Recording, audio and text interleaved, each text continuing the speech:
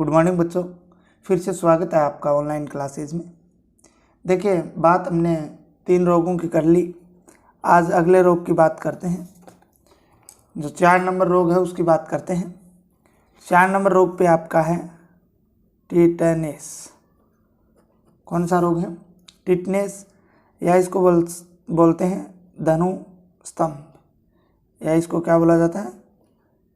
धनु स्तंभ बोला जाता है। नाम आपका सुना है, ठीक है। इस रोग की बात जो है वो हम करेंगे इस वीडियो के अंदर, और एक रोग न्यूमोनिया की भी बात करेंगे। देखिए, टिटनेस या धनुस्तंभ रोग जो है वो क्या होता है। सबसे पहले तो जिस बैक्टीरिया के द्वारा ये होता है, जिस जीवाणु के द्वारा ये होता है, उसकी बात कर लेते हैं कि किस जीवाणु द्वारा ये रोग जो है वो होता है। तो एक जीवाणु है जिसका नाम है क्लोस्ट्रीडियम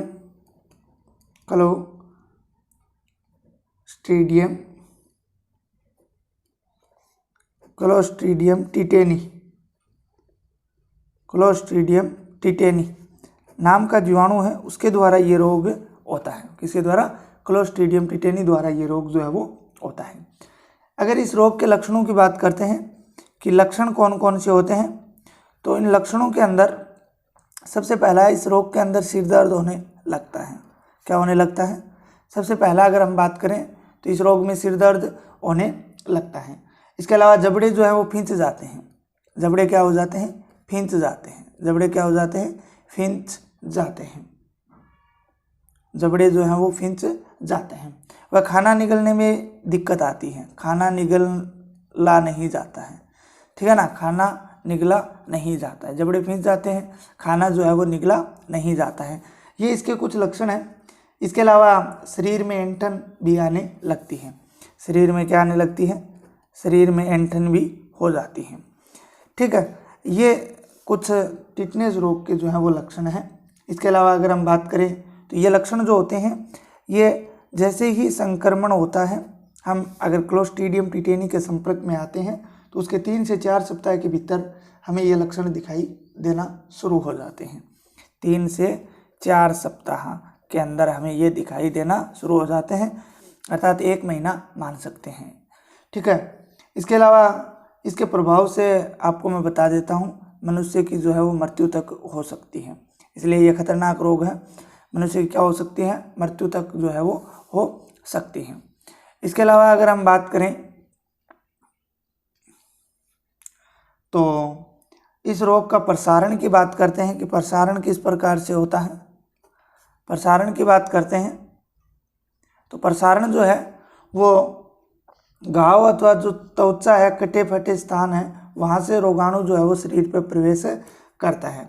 घाव है, ठीक है, शरीर का कोई कटा भाग है, शरीर का कटा भाग है, तो उस भाग से जो जीवाणु है वो शरीर में प्रवेश करता है। कहाँ प्रवेश करता है? शरीर में जो है वो प्रवेश करने की कोशिश करता है। तो ये इसका प्रसार हो गया। बचाव की अगर बात करें कि बचाव किस प्रकार से करेंगे, तो बचाव जो है वो बच्चों में जो है टिटनेस रोग के प्रति एक टीका लगता है, वो टीका जो है वो लगवाना चाहिए। क्या लगवाना चाहिए? टीका लगवाना चाहिए। एक टीका लगता है टिटनेस का, वो टीका लगवाना चाहिए। इसके अलावा टिटनेस टॉक्साइड का उपयोग भी होता है। किसका उपयोग होता है? टिटनेस टॉक्साइड का भी उपयोग जो है वो होता है। इसके अलावा इसके लिए एक प्रभावकारी औषधि भी आती है जिसका नाम होता है टिटनेस एंटीटॉक्सिन, ठीक है। ये इसके बचाव के उपाय होते हैं। इसके अलावा अगर हम बात करें, टिटनेस का रोग जो है वो प्रारंभ में असाध्य था। जो इससे ग्रसित रोगी जो हैं उनमें से 80 से 90% की मृत्यु हो जाती है। असाध्य का मतलब क्या होता है? इसका कोई इलाज नहीं था। तो 80 से 90% जो रोगी होते थे उनकी क्या हो जाती थी? मृत्यु हो जाती थी।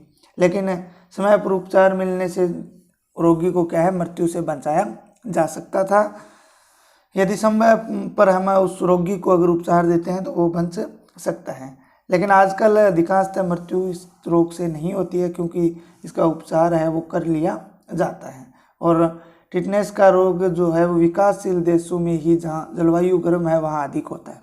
ज़्यादातर ये कहाँ होता है? जिस जिन देशों की जलवायु क्या होती है, गर्म होती है, वहाँ पर ये ज़्यादा होता है।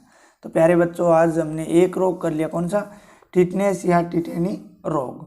किसके द्वारा होता है? क्लोस्ट्रीडियम टिटेनी द्वारा होता है। लक्षण आपको बता दिए, प्रसार आपको बता दिया, बचाव आपको बता दिया और इसके बारे में थोड़ा विशेष भी आपको बता दिया।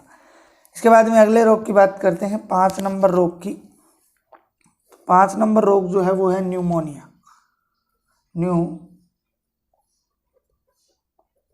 न्यूमोनिया 5 नंबर कौन सा रोग है? न्यूमोनिया रोग। ठीक है, न्यूमोनिया रोग की बात करते हैं। देखिए, इंग्लिश में अगर बात करें तो इसको इस प्रकार से पी साइलेंट रहता है, इसमें न्यूमोनिया बोला जाता है। ठीक है, न्यूमोनिया रोग की बात करते हैं तो ये भी एक आपको पता है जीवाणु जनित रोग है। कैसा रोग है? जीवाणु जनित रोग है। अगर हम बात करें जीवाणु की कि कौन सा बैक्टीरिया है जिसके द्वारा ये होता है, जिस प्रकार से टिटनेस क्लोस्ट्रीडियम टिटेनी द्वारा होता है, ये किसके द्वारा होता है? तो ये होता है डिप्लोकोकस न्यूमोनियाई। नाम से जो नाम है उसी के आधार पर दिया गया है न्यूमोनिया। तो इसके किस जीवाणु का क्या नाम है? डिप्लोकोक्स न्यूमोनियाई। डिप्लोकोक्स न्यूमोनियाई जीवाणु द्वारा ये फैलता है। इसके अलावा अब अगर हम बात करें इसके जो लक्षण हैं, सबसे पहले तो ये क्या करता है, ये समूह में पाए जाते हैं। किस में पाए जाते हैं?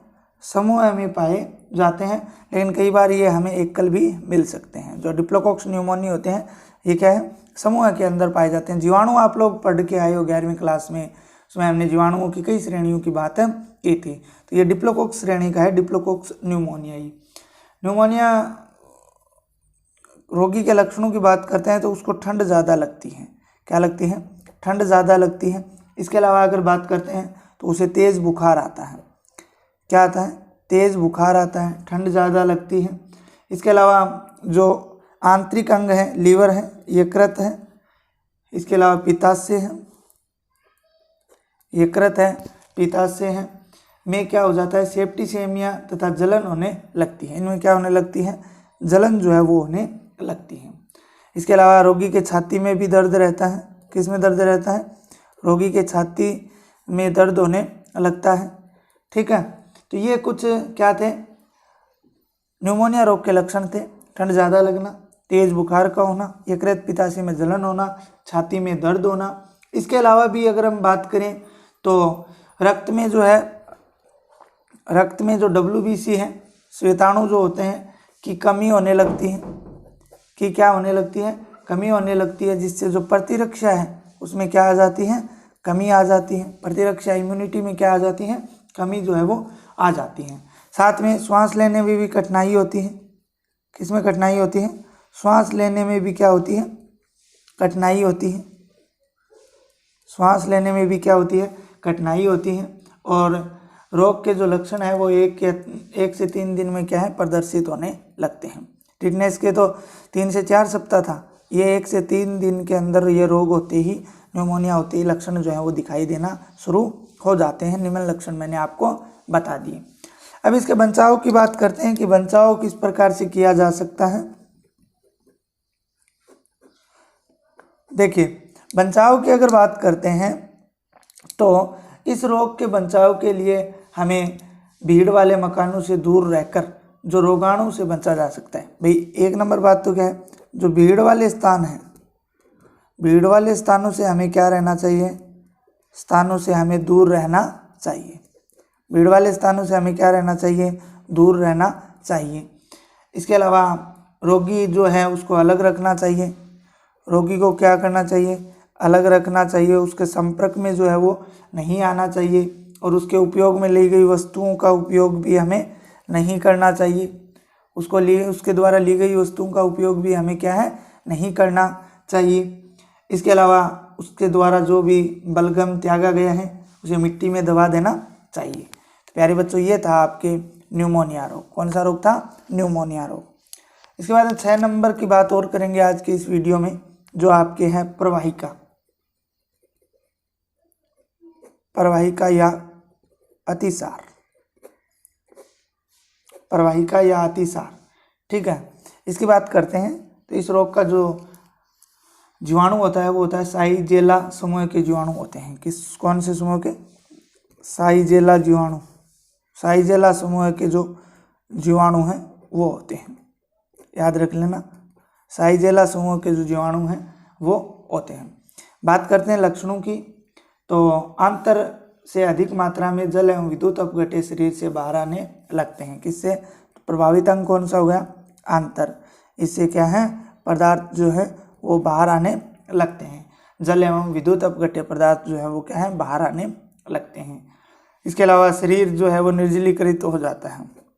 शरीर क्या होने लगता है? निर्जलीकरण होने लगता है। शरीर के अंदर जल की जो है वो कमी हो जाती है। इस रोग के और लक्षणों की बात करते हैं तो रोगी जो है उसमें उल्टियाँ होने लगती हैं। क्या होने लगती हैं? उल्टियाँ होने जो है लगती हैं। दस्त के साथ श्लेष्मा व रक्त भी आने लगता है। क्या है? दस्त के साथ श्लेष्मा और रक्त भी आने लगता है। ये भी इसका लक्षण है। श्लेष्मा एवं जो रक्त है वो आने लगता है। इसके अलावा बुखार व कमजोरी हो जाती है। रोगी को क्या होती है? बुखार एवं कमजोरी हो जाती है। इसके अलावा अगर हम बात करें इसके बचाव, इस रोग के बचाव के लिए पानी जो है हमें उबाल कर पीना चाहिए। पानी क्या करना चाहिए? उबाल कर पीना चाहिए। इसके अलावा छान कर पीना चाहिए, जिससे ये रोगाणु जो है वो नहीं शरीर में प्रवेश कर सकें। रोगी द्वारा त्यागा गया मल व उल्टी को मिट्टी में दबा देना चाहिए। इसके अलावा खुला रखा हुआ भोजन व सड़े गले फल आदि का सेवन नहीं करना चाहिए। भाई खुला रखा भोजन एवं सड़े गले पदार्थों का प्रयोग जो है वो नहीं करना चाहिए। प्यारे बच्चों, इस प्रकार से आज हमने इस वीडियो के अंदर 3 रोगों की बात की। 4 number tetanus, 5 number pneumonia, 6 number प्रवाहिका। तो बिल्कुल सिंपल थे जिनकी हमने बात की। कल हम मस्तिष्क आवरण शोथ की बात जो है वो करेंगे। आज के लिए इतना ही। बहुत बहुत धन्यवाद।